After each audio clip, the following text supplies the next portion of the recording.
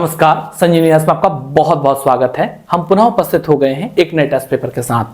हम Uttarakhand daily test series कर रहे हैं और इसके अंतर्गत हम रोज एक टेस्ट पेपर को हल करने का प्रयास कर रहे हैं।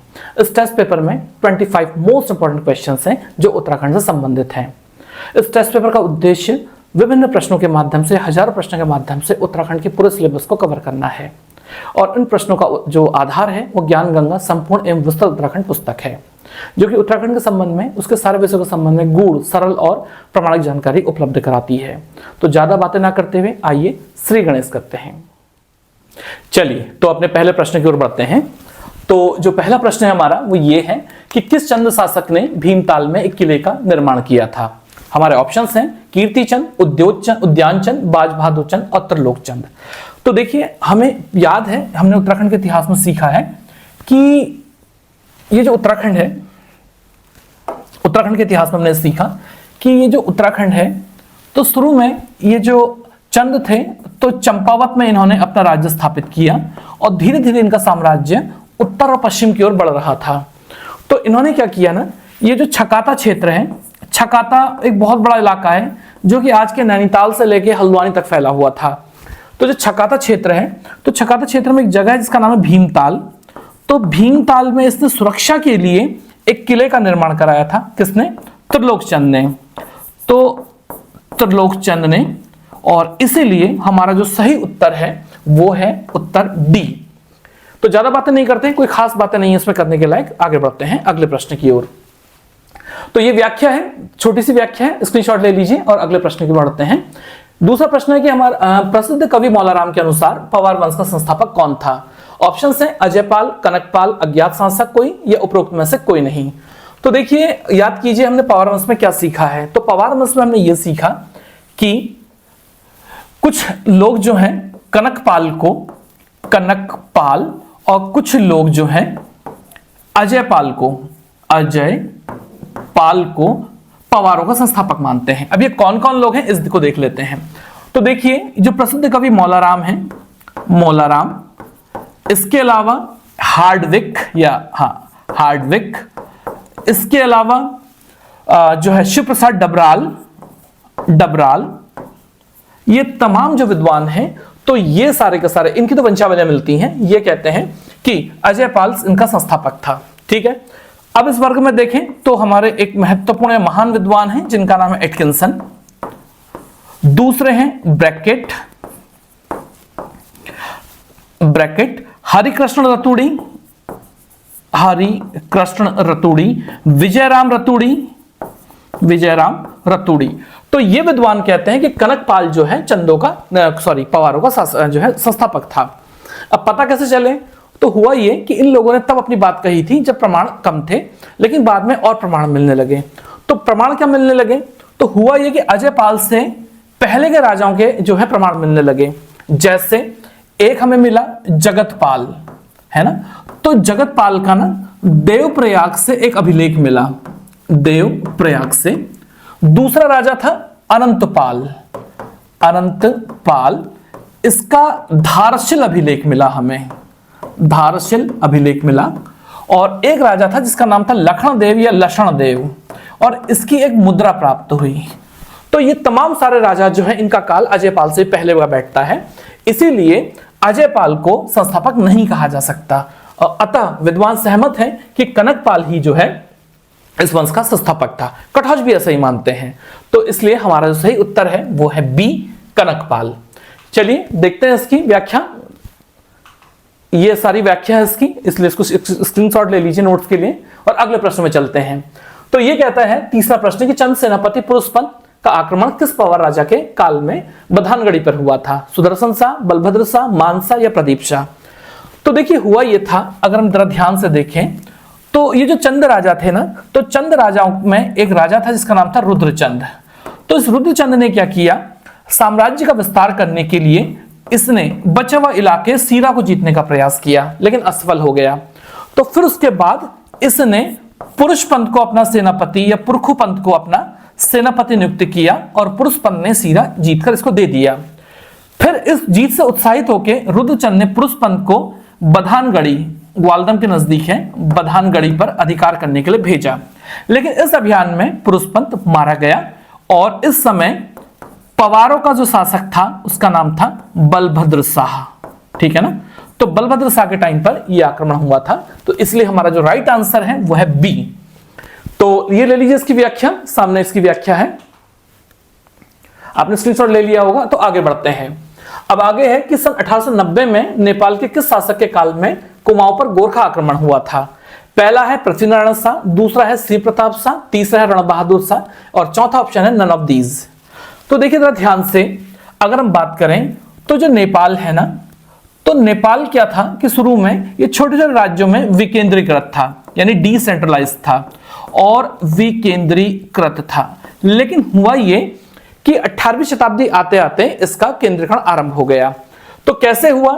पृथ्वीनारायण शाह जब 1742 में गद्दी में बैठा तो इसने एक मतलब कि इंटीग्रेटेड यानी अखंड नेपाल का सपना देखा और इसने साम्राज्यवादी नीति का अनुसरण किया और इसके बाद इसका बेटा श्री प्रताप शाह जो है गद्दी में बैठा, लेकिन वो अल्पायु शासक रहा और उसके बाद उसका बेटा रण बहादुर शाह ये जो है गद्दी पर बैठा। तो ये जो है छोटी उम्र में गद्दी पर बैठ गया था, तो इसीलिए इसकी मां इंद्र लक्ष्मी को इसकी संरक्षिका बनाया गया, लेकिन इसके टाइम पर इनके साम्राज्य विस्तार का जो रथ था वो रुक सा गया। इसीलिए जो रण बहादुर शाह का चाचा था जिसका नाम था बहादुर शाह, तो इसने इंद्र लक्ष्मी की हत्या कर दी और ये खुद संरक्षक बन बैठा। लेकिन ये एक महान साम्राज्यवादी सैनिक था और इसने जो है संपूर्ण नेपाल का एकीकरण कर दिया रण बहादुर शाह नामक राजा के शासनकाल में। इसलिए हमारा जो सही उत्तर है वो है हमारा रण बहादुर शाह। ठीक है, चलिए आगे बढ़ते हैं, यह है इसकी व्याख्या। और अब बढ़ते हैं अगले प्रश्न की ओर जो कि हमारा सभासार 5वां प्रश्न है।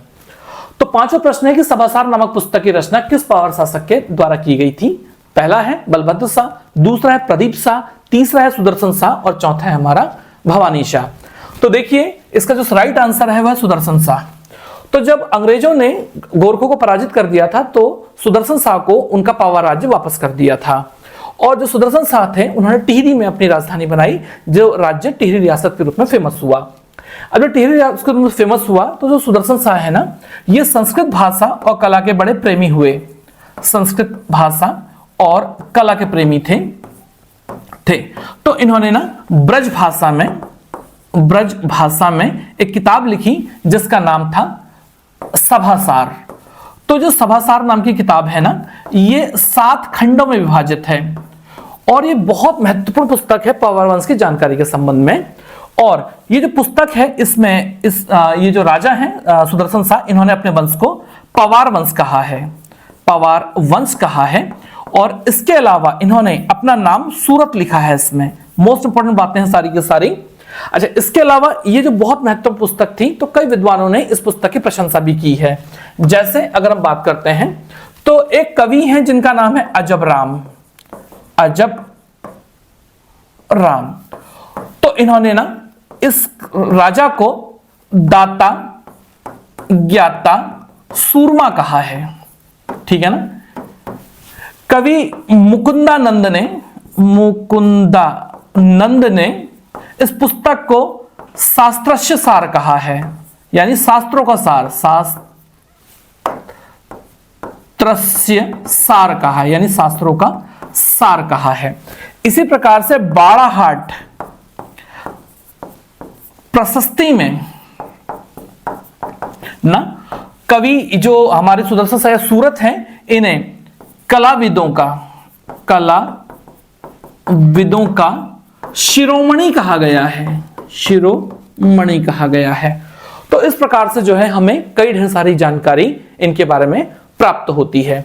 ठीक है, चलिए आगे बात करते हैं फटाफट। तो उससे पहले आप ये स्क्रीनशॉट ले लीजिए इसका व्याख्या का और फिर बात करते हैं आगे। देखिए अगला प्रश्न है हमारा कि आंग्ल गोरखा युद्ध का मुख्य कारण क्या था? हरदेव जोशी का आमंत्रण, सुदर्शन शाह का आमंत्रण, गोरखों द्वारा बुटवल प्रदेश पर आक्रमण या उपरोक्त में से कोई नहीं। तो देखा जाए तो तीनों ही उत्तर ठीक हैं इसके, लेकिन जो सबसे महत्वपूर्ण उत्तर है उसको ध्यान देने लायक बात है। बात क्या है कि जो गोरखे हैं ना, तो ये ना हमेशा अपनी सीमाओं पर विदेशी राज्यों की सीमाओं का अतिक्रमण करते थे। और इन्होंने उत्तराखंड के विरुद्ध भी ये नीति अपनाई, पंजाब के राजा रणजीत सिंह के विरुद्ध भी ये नीति अपनाई और अंग्रेजों के विरुद्ध भी नीति अपनाई। तो इन्होंने क्या किया ना, जो यूपी का गोरखपुर वाला इलाका है वहां पे एक इलाका जिसका नाम है बुटवल, तो इन लोगों ने क्या किया, आरंभ में यहां पे लूटपाट की और अंततः इस पर अधिकार कर लिया। तो इस टाइम पे लॉर्ड हेस्टिंग्स गवर्नर जनरल था। ये वॉरेन हेस्टिंग्स नहीं है, लॉर्ड हेस्टिंग्स है। तो लॉर्ड हेस्टिंग्स था और लॉर्ड हेस्टिंग्स ने गोरखों से कहा कि भाई ये हमारा इलाका है, इसको अतिक्रमण ना करो और हमें वापस कर दो। और इस टाइम पे गोरखा का जो सेनापति था वो था भीमसेन थापा। उसने इस बात पे कोई ध्यान नहीं दिया। तो परिणाम ये हो गया कि गोरखों ने अपनी सेना भेजी और सेना भेजकर इस प्रदेश पर अधिकार कर लिया। और जब अधिकार कर लिया तो गोरखों ने बदले में कुछ ब्रिटिश सैनिकों को मार डाला। और जब ब्रिटिश सैनिकों को मार डाला तो अब पानी सर से ऊपर निकल चुका था। इसीलिए लॉर्ड मोयरा ने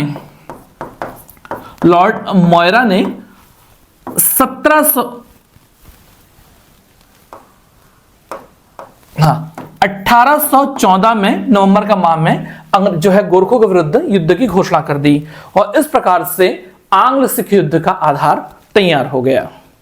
सॉरी, आंग्ल जो है गोरखा युद्ध का जो है प्लेटफॉर्म तैयार हो गया।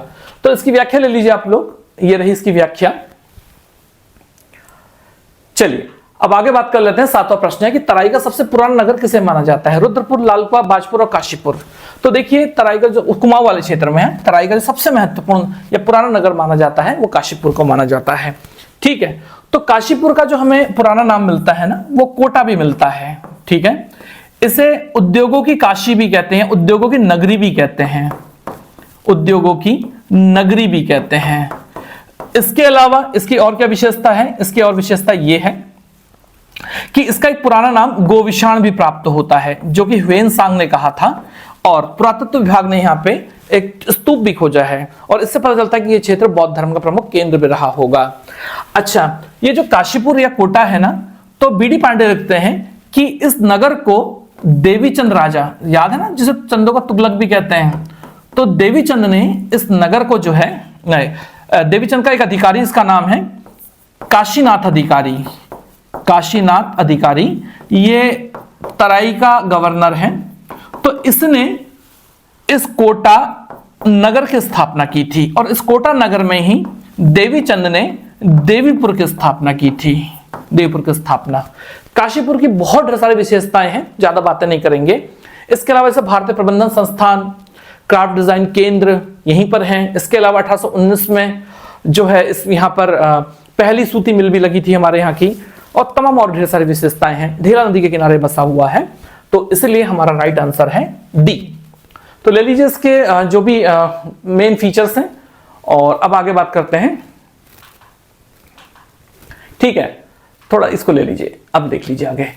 तो अगला प्रश्न है, सन 2011 की जनगणना के अनुसार किस जनपद का लिंगानुपात न्यूनतम है? बागेश्वर, हरिद्वार, देहरादून और चमोली। तो याद रखिएगा हमारा जो सबसे कम लिंगानुपात है वो हरिद्वार का है। तो एक बार सीक्वेंस देखते हैं याद है क्या नहीं है। तो छोटे में लिखेंगे तो सबसे कम है वो है हरिद्वार का, फिर है देहरादून का, फिर है चमोली का, फिर है चंपावत का, फिर है पिथौरागढ़ का, फिर है टिहरी का, फिर है उधम सिंह नगर का, फिर है नैनीताल का, फिर है बागेश्वर का, फिर है पौड़ी का, फिर है रुद्र का, रुद्रप्रयाग मतलब यह है उत्तरकाशी, और लास्ट में जो है हमारा यानी सबसे अच्छा जो लिंगानुपात है वो है अल्मोड़ा। ठीक है, तो कह सकते हैं सबसे ज्यादा लिंगानुपात अल्मोड़ा का और सबसे कम हरिद्वार का। तो देखते हैं इसमें सही आप मिला लीजिएगा, मैं ठीक हूं या नहीं हूं। ये रहा इसकी व्याख्या और ये रहा अगला प्रश्न। माना जाता है कि भगवान कृष्ण से पराजित होने के पश्चात काले नाग निम्न में से किस गुफा में विराजमान हुए? पहला है चमरडूंगा गुफा, दूसरा है स्वधौमी गुफा, तीसरा है भोलेश्वर गुफा और चौथा है पाताल भुवनेश्वर गुफा। तो अगर हम इनके बारे में बात करें तो राइट आंसर हमारा है पाताल भुवनेश्वर गुफा, जो कि पिथौरागढ़ जनपद में है। तो देखिए ना, जैसे पिथौरागढ़ जनपद में देखें तो बेरी नाग है ना, जैसे खरही नाग, जैसे अठगुली नाग, अडगुली नाग, जैसे ध्वल नाग, धवल नाग, ढेर सारे नाग जो है यहाँ पे नागों के नाम पे स्थल हैं। तो इससे पता चलता है कि ये प्राचीन नाग जाति का जो है प्रमुख केंद्र रहा होगा। और नाग संबंधित एक महत्वपूर्ण गुफा है जिसका नाम है पाताल भुवनेश्वर गुफा। तो ये जो पाताल भुवनेश्वर गुफा है ना, इसके बारे में अगर बात करते हैं तो ये बहुत महत्वपूर्ण गुफा है और कहा जाता है कि दुनिया में एकमात्र स्थान ऐसा है जहां पर 4 धाम के दर्शन एक साथ किए जा सकते हैं। इसके अलावा यह माना जाता है जब काले नाग को भगवान कृष्ण ने पराजित कर दिया तो उन्होंने यहीं पर शरण ली थी। इसके अलावा माना जाता है कि जो 4 युग है ना, यह सृष्टि जो है, ये 4 युग से बाद जो सृष्टि है ना, तो सृष्टि जब बनी थी तो उसका खाका है ना, तो यहीं पे तैयार हुआ था। इसके अलावा यह कहा जाता है कि यहां पे 33 कोटि देवी देवता इस गुफा में निवास करते हैं। इसके अलावा एक विशेषता और है जो हमें सुननी चाहिए। कहा जाता है कि त्रेता युग में यहां पे भगवान राम के एक वंशज हैं जिनका नाम है ऋतुपर्ण। बहुत इंपॉर्टेंट है, याद रखिएगा, ऋतुपर्ण वो यहां आए थे। और उसके बाद आया आपका द्वापर युग ना। तो द्वापर युग में जो है जो पांडव यहां आए थे और उन्होंने भगवान शिव के साथ यहां पे चौपड़ का खेल खेला था। और कहा जाता है कि जो कलयुग है तो कलयुग में यहां पे जो है आदि गुरु शंकराचार्य आए थे, आदि शंकराचार्य आए थे, ऐसा माना जाता है। तो यह है हमारी पाताल भुवनेश्वर गुफा और यह है इसकी व्याख्या। ये रही व्याख्या। जल्दी हो गया ना थोड़ा। चलिए अगले प्रश्न में बढ़ते हैं। देहरादून की पहचान कहे जाने वाले घंटाघर का शिलान्यास निम्न में से किसने किया था? तो ऑप्शन है हमारे सुदर्शन शाह, लॉर्ड मोयरा, सरोजनी नायडू और गोविंद बल्लभ पंत। तो देखिए ये जो है ना षटकोणीय है, मतलब कि 6 कोने वाला ये घंटाघर है और इसमें हर कोने पे 6 घड़ियां, एक घड़ी लगाई गई है, यानी 6 घड़ियां लगाई गई है। ये देहरादून की पहचान भी है। तो ना उत्तर प्रदेश की राज्यपाल सरोजनी नायडू ने इसका शिलान्यास किया था। और यातायात और रेल मंत्री 1853 में रेल मंत्री जिनका नाम लाल बहादुर शास्त्री था, लाल बहादुर शास्त्री था, तो उन्होंने इसका शुभारंभ किया था या उद्घाटन किया था। तो इसलिए हमारा सही उत्तर है सी, सरोजनी नायडू। ले लीजिए इसकी व्याख्या यह है। और अब बात करते हैं आगे। तो निम्न में से कौन सा स्थल पुनाड़ नाम से जाना जाता था? पहला है रुद्रप्रयाग, दूसरा है सोनप्रयाग, तीसरा है हरिद्वार और फिर है उपरोक्त में से कोई नहीं। तो देख लेते हैं इसके बारे में, इसकी विशेषता क्या है। तो यह है हमारा रुद्रप्रयाग। तो रुद्रप्रयाग को ना कई नामों से जाना जाता है, जैसे शिव की नगरी, ठीक है ना, रुद्रावर्त, हिमालय का प्रवेश द्वार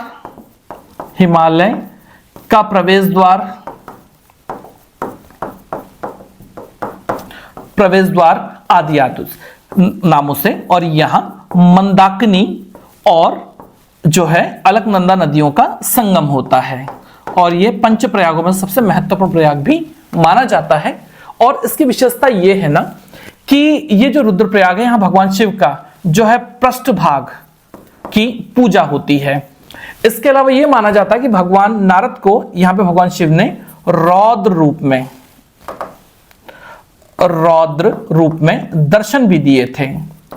इसके अलावा यह भी माना जाता है कि ये जो इलाका है ना, तो यहां पे अगर देखा जाए रुद्रप्रयाग तो भगवान शिव को समर्पित ही एक ही केदार जो है प्रयाग है। इसके अलावा यहां 3 केदार भी हैं, जिसमें से एक का नाम है केदारनाथ, एक का नाम है तुंगनाथ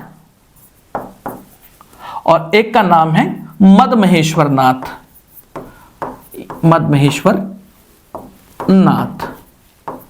ठीक है ना। तो ये कुछ महत्वपूर्ण विशेषताएं हैं इस नगर के बारे में, ये ले लीजिए इसके। ठीक है, तो इसको देख लीजिए आप। तो इसकी व्याख्या है। चलिए तो अगले प्रश्न की ओर आगे बढ़ते हैं। तो 13वां प्रश्न है कि उत्तराखंड के राज्य गीत के चयन के लिए गठित समिति के अध्यक्ष कौन थे? ऑप्शन है नरेंद्र सिंह नेगी, हेमंत बिष्ट, माया उपाध्याय और लक्ष्मण सिंह बटरोही।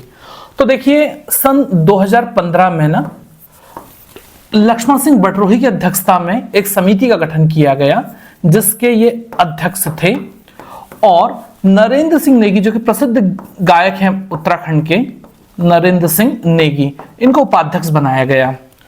और हुआ ये ना कि अब उसके बाद राज्य गीत के लिए प्रविष्टियां मंगाई गई और पूरे देश से 200 से ज्यादा, वैसे 203 थे, 200 से ज्यादा जो है प्रविष्टियां आई।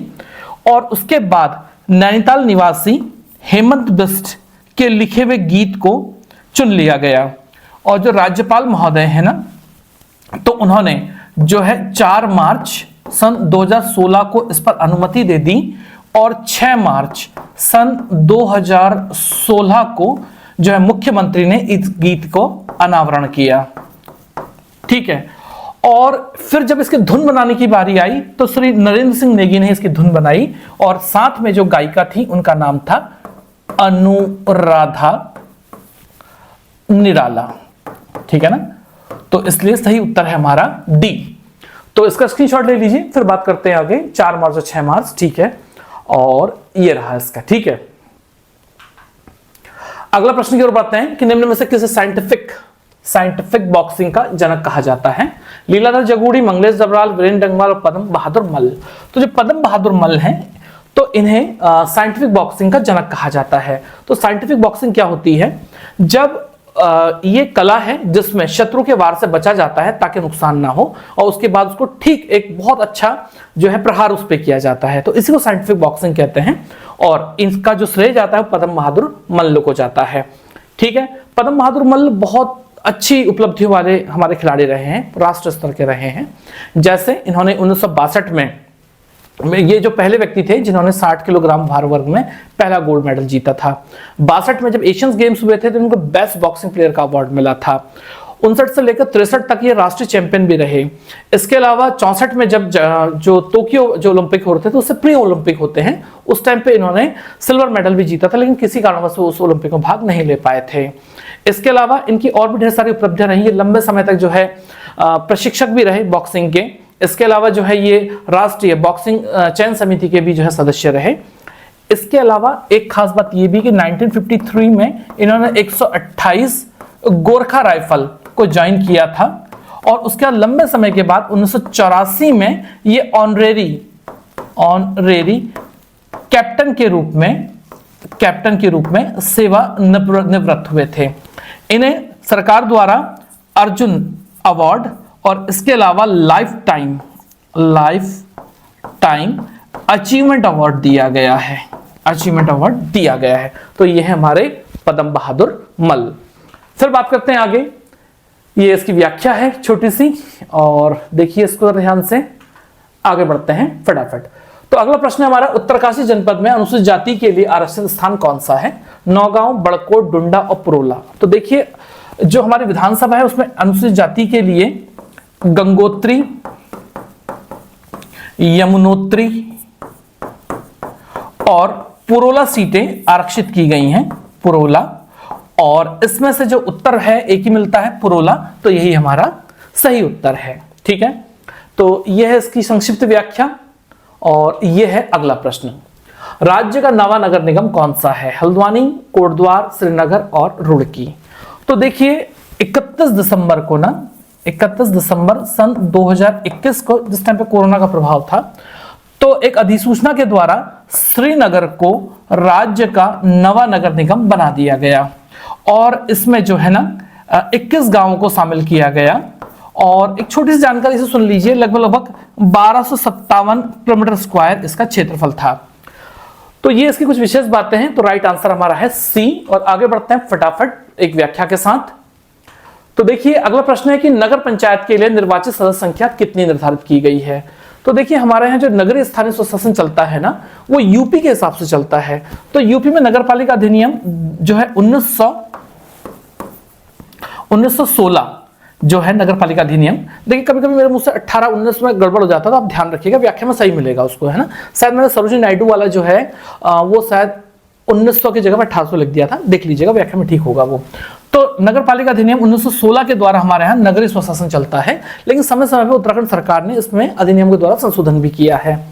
तो क्या हुआ है ना कि इसमें कुछ संशोधन के द्वारा क्या कर दिया गया है कि सदस्य संख्या को बदल दिया गया है और जो नगर पंचायत है इसमें न्यूनतम 4 और अधिकतम 45 सदस्य हो सकते हैं। निर्वाचित सदस्यों के बारे में बात हो रही है। तो हमारा जो राइट आंसर है वो राइट आंसर है हमारा ए। तो चलिए देखिए इसमें जरा ध्यान से, ये लिखा हुआ है हमने, इसकी व्याख्या भी दी है और आगे बढ़ते हैं। देहरादून स्थित भारतीय सैन्य अकादमी के प्रथम बैच को क्या नाम दिया गया था? पहला फ्रीडम, दूसरा पायनियर, तीसरा है चैंपियन और उपरोक्त में से कोई नहीं। तो देखिए जरा ध्यान से हुआ क्या था, थोड़ी सी इतिहास में चलते हैं। तो देखिए 1930 में ना फर्स्ट राउंड टेबल कॉन्फ्रेंस हुई थी, गोलमेज सम्मेलन हुआ था और भारतीय नेताओं ने यह कहा था कि हमें एक इंडियन मिलिट्री एकेडमी की कमेटी चाहिए और इसीलिए सरकार ने 1931 में कमेटी बना दी और इस कमेटी ने अपनी संस्तुति दी और संस्तुति 1931 में दी और यह कहा कि हाँ, एक इंडियन मिलिट्री एकेडमी भारत में जरूर होनी चाहिए और ये जो मिलिट्री एकेडमी है इसको ना साल में 2 बैच निकलने चाहिए 40-40 लोगों के और इन्हें 2.5 साल का प्रशिक्षण प्राप्त होना चाहिए और 1 अक्टूबर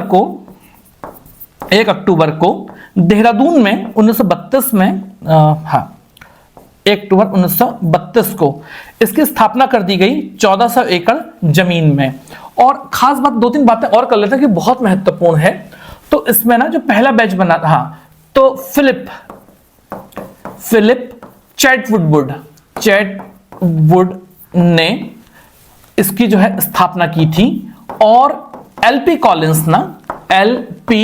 कॉलिंस जो हैं इसके पहले कमांडेंट नियुक्त किए गए थे और इसका जो पहला बैच था इसको पायोनियर नाम दिया गया था, ध्वजवाहक पायोनियर नाम दिया गया था। और तो इसमें ना देखिए जो पहले बैच में जो पास आउट 3 महत्वपूर्ण लोग भी थे, एक का नाम है मानेक शॉ,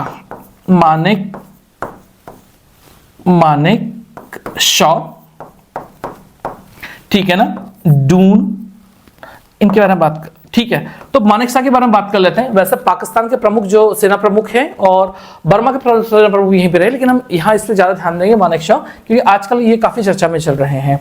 तो ये बाद में जो है भारत के सेना प्रमुख भी रहे थे। 1965 के युद्ध में इन्होंने बहुत महत्वपूर्ण योगदान दिया था।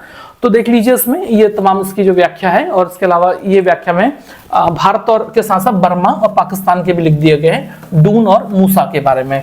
तो मूसा खान जो है पाकिस्तान के बने, ये बर्मा के बने और मानेक शॉ जो है भारत के बने। चलिए अगले प्रश्न में चलते हैं कि मानसखंड मंदिर माला मिशन के अंतर्गत कुमाऊं के कुल कितने मंदिरों का चयन किया गया है? तो पहला ऑप्शन है हमारा 27, दूसरा ऑप्शन है 28, तीसरा ऑप्शन है 29 और चौथा ऑप्शन है 30। तो देखिए ये जो है इसका जो सही उत्तर है 29 है और इसमें ना अब 29 को करेंगे तो बहुत लंबा समय लग जाएगा। तो इसमें पिथौरागढ़ जो जनपद है, पिथौरागढ़, नैनीताल, अल्मोड़ा, चंपावत, बागेश्वर, सारे आगे देखा जाए तो कुमाऊं के बागेश्वर और यूएस नगर ना, इनके मंदिरों को लिया गया। टोटल 29 हैं। तो देखिए क्या लिखा है इसमें, मानसखंड, तो यानी कुमाऊं क्षेत्र। तो कुमाऊं क्षेत्र में, जो कि वैसे पूरा उत्तराखंड देवभूमि है, तो कुमाऊं क्षेत्र के जो ये 29 मंदिर हैं इनको डेवलप करने की भारत सरकार की योजना है ताकि यहाँ पे पर्यटन और धार्मिक गतिविधियों को बढ़ावा दिया जा सके। तो इनकी व्याख्या में इन मंदिरों के नाम लिख दिए गए हैं ताकि आप आराम से नोट कर लें इसको और उसके बाद याद कर लेंगे तो अच्छा ही रहेगा वैसे तो। और ये है इनके सारे मंदिर। और अब बात करते हैं आगे। उत्तराखंड राज्य के सुधांशु धूलिया को किस उत्तराखंड उच्च न्यायालय में पहली बार मुख्य न्यायाधीश के रूप में नियुक्त किया गया था? तो देखिए इसका सही उत्तर है वो है गुवाहाटी। तो ये जो है ना पौड़ी के निवासी हैं, पौड़ी जनपद के, और 1986 से ना इन्होंने अपना विधि व्यवसाय शुरू किया था। सन 2008 से लेकर 21 तक ये उत्तराखंड में स्थायी न्यायाधीश के रूप में थे और उसके बाद इनको गुवाहाटी में मुख्य न्यायाधीश, चीफ जस्टिस के रूप में नियुक्त कर दिया गया। तो इसलिए हमारा जो सही उत्तर है वो है गुवाहाटी। तो ये रही इसकी व्याख्या और अब चलते हैं जल्दी से आगे अगले प्रश्न की ओर। तो उत्तराखंड के समाज में अठपहरिया समुदाय का मुख्य कार्य क्या था? तो देखिए ये है आठों पहर जो समुदाय नगाड़ा बजाता था तो उसको अठपहरिया समुदाय कहा गया है, कोई खास बात नहीं है। आगे बात करते हैं, विश्व प्रसिद्ध नंदा राजजात का निम्न में से कौन सा पड़ाव नहीं है? तो देखिए नंदा राजजात के अगर मुख्यतः देखें तो लगभग 19 पड़ाव हैं और इन 19 पड़ाव की अगर हम बात करें तो नंद केसरी, कासवा, कुलसारी और गोपेश्वर। तो गोपेश्वर ये है, इसका जो है पड़ाव नहीं है, इसलिए यही हमारा राइट आंसर है। 19 लिखेंगे तो बहुत ज्यादा वो हो जाएगा, इसका सीधे पढ़ लेते हैं। देखिए तो ईड़ा, पधानी, मुदोली, नौटी, वाहन, कासवा, गैरोली, पातल, सेम, बैदनी, कोटी, पातप, नचौड़िया, भगवती, सीला समुद्र, कुलसारी, चंद्रनतीय घाट, चपड़ी, सुतोल, नंद केसरी घाट, फलदिया गांव, ये तमाम जो है इसके क्या बोलते हैं इसको, वो है पड़ाव, लेकिन इसमें गोपेश्वर कहीं नहीं है। अगला प्रश्न है चुटकुटा विवाह निम्न में से किस जनजाति पर प्रचलित है? तो राइट आंसर है हमारा थारू पे। तो देखिए जो थारू है ना, तो उसमें विधवा पुनर्विवाह को अनुमति दी गई है और उसमें 2 प्रकार के विवाह है, एक है चुटकटा और एक है पतिभ्राता। तो ये क्या है? आदिम प्रकार के विवाह है, देख लीजिए इसके बारे में ध्यान से। तो जब किसी महिला का ना अगर अचानक से उसका पति मर जाए तो और उसको अगर यौन संतुष्टि करनी हो तो जो मुखिया होता था तो वो परिवार में से एक पुरुष को उपलब्ध कराता था और उसके पश्चात उसकी चुटिया काट दी जाती थी, तो इसको चुटकुटा विवाह कहते थे। इसी प्रकार से मान लेते हैं कि अगर बड़े भाई की मृत्यु हो गई है तो छोटा भाई अगर अपने बड़े भाई की पत्नी से विवाह कर ले तो उसे पतिभ्राता विवाह कहते थे। तो ये जो हमारा राइट आंसर है वो है हमारा थारू, और ये रही इसकी व्याख्या। चलिए तो अगले प्रश्न की ओर चलते हैं। तो अगला प्रश्न है हमारा कि गणराज्य वंश पुस्तक के रचयिता कौन है? तो इसका राइट आंसर है मोलाराम। तो गढ़वाल चित्रकला के एक महत्वपूर्ण या सबसे महत्वपूर्ण चित्रकार और एक अधिकारी भी पवार वंश में, तो उन्होंने जो है महान पेंटिंग्स तो की ही, साथ में कविताओं की रचना और पुस्तकों का लेखन भी किया। तो ये जो पुस्तक है गणराज्य वंश, इन्हीं के द्वारा लिखी गई पुस्तक है और इनके बारे में हम ढेर सारी बातें अलग अलग प्रश्नों के माध्यम से सीखने का प्रयास करेंगे। तो ये कोई खास बात नहीं है व्याख्या के लिए। तो अगले प्रश्न बढ़ते हैं, अंतिम है, यूनेस्को की विश्व विरासत सूची में कुंभ मेले को किस श्रेणी में सम्मिलित किया गया है? पहला है विश्व की अमूर्त सांस्कृतिक धरोहर, दूसरा है मानवता की अमूर्त सांस्कृतिक धरोहर, तीसरा है सांस्कृतिक विरासत केंद्र और चौथा है प्राकृतिक विरासत केंद्र। तो देखिए इसका जो राइट आंसर है वो है मानवता की अमूर्त सांस्कृतिक धरोहर। तो देखिए अमूर्त मतलब होता है कि जिसका फिजिकल एग्जिस्टेंस ना हो। तो जो अगर हम कुंभ मेले के बारे में बात करें तो कुंभ मेला ना 4 स्थानों में आयोजित होता है। एक का नाम है हरिद्वार, दूसरे का नाम है प्रयागराज, तीसरे का नाम है उज्जैन और चौथे का नाम है हमारा नासिक। तो देखिए नासिक तो इन उसमें होता है। अगर हम अपने उत्तराखंड के बारे में बात करें तो हरिद्वार में अर्ध कुंभ का भी आयोजन होता है और ये 4 इलाके वो हैं जहां माना जाता है कि अमृत की बूंदें छलकी थी जब समुद्र मंथन के बाद अमृत के लिए लड़ाई हो रही थी देवताओं और असुरों या दानवों के बीच में। और ये पर्व तब मनाया जाता है प्रत्येक 12 वर्ष में जब सूर्य मेष राशि में और जो है बृहस्पति है कुंभ राशि में चला जाता है। और विश्व या हिंदू धर्म के सबसे बड़ी धार्मिक जो मेलों में से और या विश्व के सबसे बड़े मेले में से एक रहता है और विश्व के लिए एक बड़ा कौतूहल का प्रश्न रहता है कि इतने लाखों लोग इसमें कैसे शामिल हो सकते हैं। तो इसके अलावा एक खास बात और कि ना योग को और जो नौरोज पर्व है, नौरोज तो वैसे मूलतः ईरान का पर्व है, उनको भी मानवता के अमूर्त जो सांस्कृतिक धरोहर में सम्मिलित किया गया है यूनेस्को के द्वारा। तो ये रहे हमारे 25 प्रश्न और ये जो 25 प्रश्न हैं तो इस प्रकार से हमने एक प्रश्न पत्र और हल कर लिया है। और इस प्रश्न पत्र का जो अंतिम ये स्क्रीनशॉट ले लीजिए आप लोग फटाफट, और ये रहा। तो देखिए तो ये जो हमारा ये जो पेपर है तो फिर से कंप्लीट हो गया है और हम फिर से कल पुनः उपस्थित होंगे अपने समय में और कोशिश करेंगे कि कभी भी हमारे तारतम्यता ना टूटे। अपना बहुमूल्य समय देने के लिए आप लोग का बहुत बहुत धन्यवाद। आपका दिन शुभ हो। नमस्कार।